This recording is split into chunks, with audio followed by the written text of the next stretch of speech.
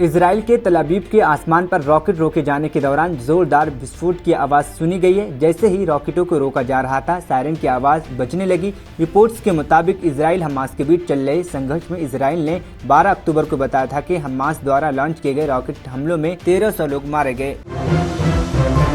तेलंगाना के संगारेड्डी जिले के बोलारम औद्योगिक क्षेत्र में एक निजी प्रयोगशाला में एक रिएक्टर फटने से विस्फोट होने से कई लोग घायल हो गए।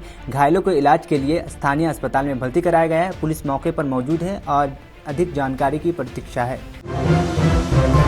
हैदराबाद में एक छात्रा की आत्महत्या से हड़कंप। हैदराबाद के अशोक नगर में 23 साल परवालिका ने ग्रुप 2 की एग्जाम स्थगित होने के बाद आत्महत्या कर ली। ये घटना शुक्रवार देर रात पेश आई। पुलिस तुरंत मौके पर पहुंची और शव को अस्पताल पहुंचाने की कोशिश की, लेकिन इसकी जानकारी होते ही बड़ी संख्या में ग्रुप 2 के कैंडिडेट वहां पहुंच गए। उसने परीक्षा स्थगित होने से नाराज होकर आत्महत्या कर ली थी और पुलिस का रास्ता रोककर सरकार के खिलाफ नारेबाजी भी की थी।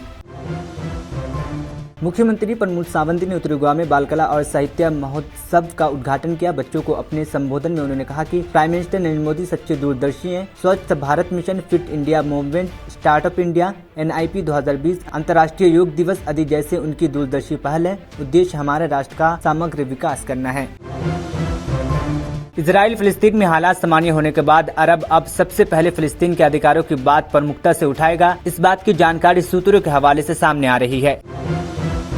इजराइल और हमास के बीच जारी जंग के बीच एयर इंडिया ने एक बड़ा फैसला लिया। विमान कंपनी एयर इंडिया ने आगामी 18 अक्टूबर तक तल अवीव के लिए सभी फ्लाइटों को कर दिया है रद्द।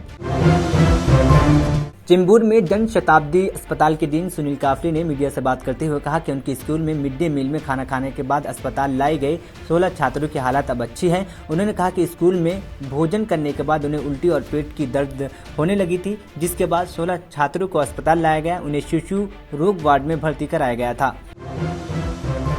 कांग्रेस के भीतर कई ऐसे परिवार हैं जहां 3-3 लोग टिकट की दावेदारी कर रहे हैं। सूत्रों के मुताबिक जिताऊ उम्मीदवार का हवाला देकर ये सभी टिकट की दावेदारी कर रहे हैं।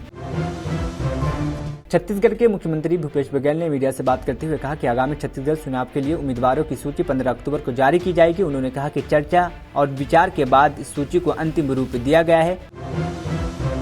भारत ने इजराइल से अपने नागरिकों को बाहर निकालने के लिए ऑपरेशन अजय की शुरुआत की है। इसके तहत दूसरी फ्लाइट दिल्ली एयरपोर्ट पर पहुंची।